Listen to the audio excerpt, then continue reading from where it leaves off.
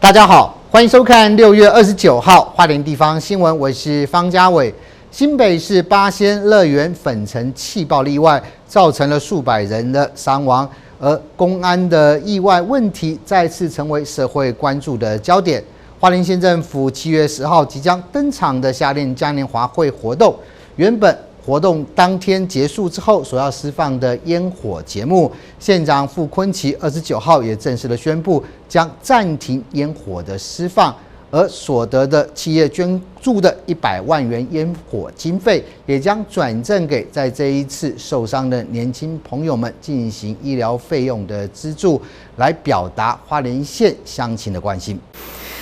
针对八仙乐园粉尘爆炸不幸事件造成500多人轻重伤的重大意外，花莲县长傅崑萁29号除了表达关切及遗憾，他也正式宣布，今年活动及相关造势将全面停用有爆炸疑虑的烟火制品。另外，将企业赞助县政府活动烟火款项100万元，捐给在事件当中受伤的青年朋友，共同为伤者来祈福。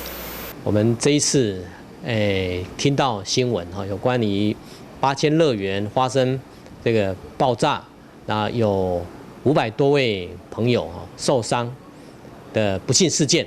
我们花莲县政府感同身受，所以也表示这个遗憾跟难过，所以我们决定今年我们的活动，夏令嘉年华的活动，还有相关的活动，我们都停止释放烟火，跟其他有疑虑的那个爆炸疑虑的产品。那我们县政府并没有编列这个部分的预算，相关企业赞助的款项100万，我们会全数捐给这个本次